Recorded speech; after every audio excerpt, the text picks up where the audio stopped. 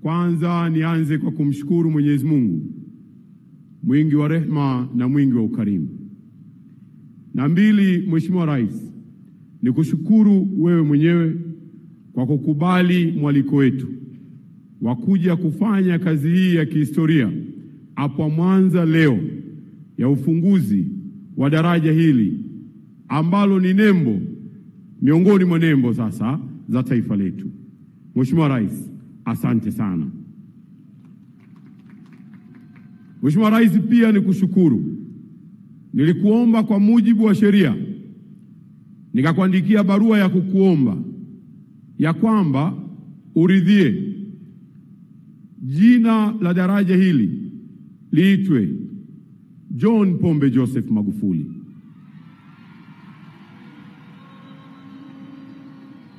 Nawe moja kwa moja ulitukubalia. Mheshimiwa Rais, tunakushukuru sana kwa kuturidhia na kutukubalia juu ya maombi yetu yale sisi Wizara ya Ujenzi. Mheshimiwa Rais, naomba nitoe pongezi kwako kwa namna ambavyo umetuelekeza ukatusimamia.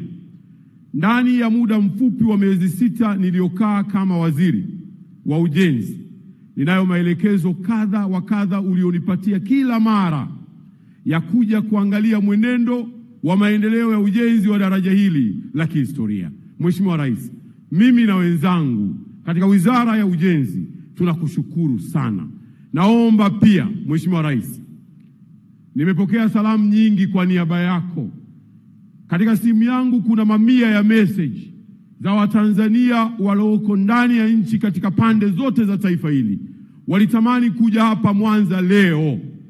Kama ilivyotanguliwa kusemwa, Mheshimiwa Rais, mwaka 2020 wewe ukiwa mgombea mwenza wa Daktari John Pombe Joseph Magufuli, mliwaahidi wa Tanzania juu ya kufanya kazi ya kuijenga nchi yetu, na yako mambo ambayo yalikuwa ni ya kimkakati.